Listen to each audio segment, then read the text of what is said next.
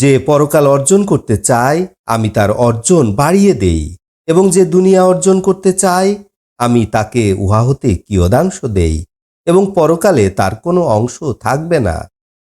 অথবা তাদের এমন কতগুলো অংশীদার আছে যারা তাদের জন্য এমন বিধান প্রবর্তন করেছেন যার কোনো অনুমতি আল্লাহ তাআলা দেননি।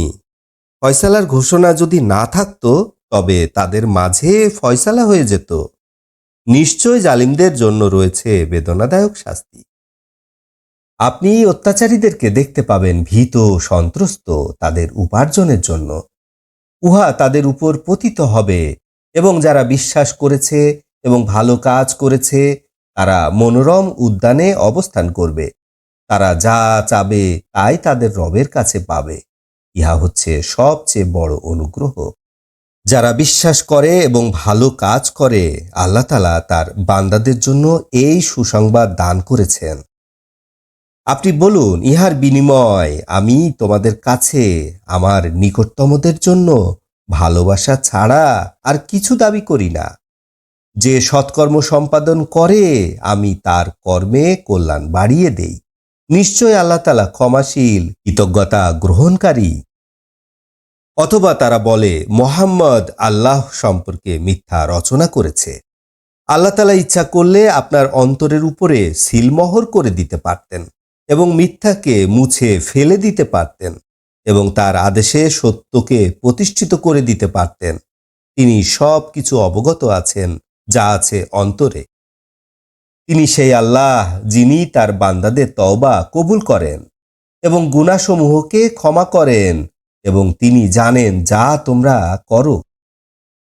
যারা বিশ্বাস করে এবং ভালো কাজ করে আল্লাহ তাআলা তাদের ডাকে সাড়া দেন এবং তাদের প্রতি আরও অনুগ্রহ বাড়িয়ে দেন, এবং অবিশ্বাসীদের জন্য রয়েছে কঠিন শাস্তি।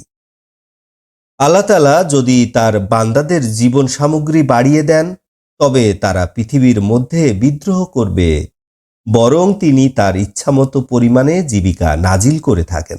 নিশ্চয়ই তিনি তার বান্দাদের খবর রাখেন এবং দেখেন। মানুষ নিরাশ হয়ে যাওয়ার পরে আল্লাহ তাআলা বৃষ্টি বর্ষান এবং তার রহমত খুলে দেন। তিনি বন্ধু প্রশংসিত। তার নিদর্শনের মধ্যে রয়েছে আকাশ পৃথিবীর সৃষ্টি এবং উভয়ের মধ্যে তিনি যে বিচরণকারীদেরকে সৃষ্টি করেছেন। তিনি যখন ইচ্ছা করবেন তখন সবাইকে একত্রিত করার ক্ষমতা রাখেন। তোমাদের উপরে যে বিপদ আপদগুলি আসে তা তোমাদের হাতের কামাই, এবং অনেকগুলি তিনি উপেক্ষা করে থাকেন। তোমরা পৃথিবীর বুকে আল্লাহকে অক্ষম করে তুলতে পারবে না। আল্লাহ ছাড়া তোমাদের কোনো রক্ষাকারী বন্ধু নেই এবং কোনো সাহায্যকারী নেই। তার নিদর্শন সমূহ হতে একটি নিদর্শন হচ্ছে পাহাড় সম সমুদ্রে চলমান নৌকাগুলো। তিনি ইচ্ছা করলে বাতাসকে থামিয়ে দিতে পারেন, তখন জাহাজগুলো সমুদ্রের পিঠে অচল অবস্থায় পড়ে থাকবে। নিশ্চয় এর মধ্যে রয়েছে নিদর্শন সমূহ প্রত্যেক ধৈর্যশীল কৃতজ্ঞ মানুষের জন্য। অথবা তাদের কৃতকর্মের জন্য জাহাজগুলো ধ্বংস করে দিতে পারেন। তিনি অনেক অপরাধ ক্ষমা করে থাকেন। যারা আমার আয়াতগুলো নিয়ে তর্কে লিপ্ত হয় তারা যেন জেনে নেয় যে তাদের কোনো পালাবার স্থান নেই